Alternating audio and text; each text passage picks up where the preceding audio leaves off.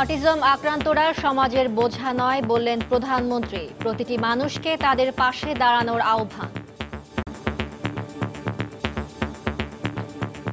এই যে পানিটা, এটা কারা তৈরি করে আপনারা জানেন? এটা কিন্তু প্রতিবন্ধীরা করে, কিন্তু এটাকে বাজারজাত করার ক্ষেত্রে অতটা কিন্তু কারো আন্তরিকতার একটু অভাব দেখি। আমি আশা করি আজকের দিনের পরে সবাই এই পানি নেবে।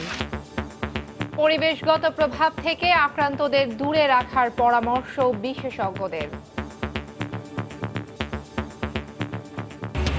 বেগম খালেদা জিয়ার শারীরিক অবস্থা স্থিতিশীল। বঙ্গবন্ধু মেডিকেলে আজ দ্বিতীয় দিনের মতো স্বাস্থ্য পরীক্ষা। কিছুক্ষণ পর ব্রিফিং।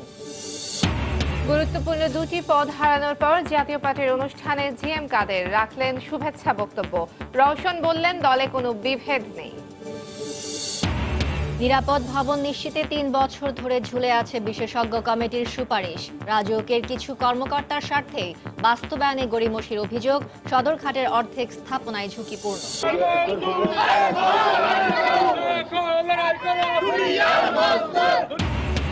৯ দফা দাবিতে দেশের বিভিন্ন স্থানে পাটকল শ্রমিকদের ধর্মঘট। খুলনায় রেল লাইন অবরোধ, মহাসড়কে অবস্থান।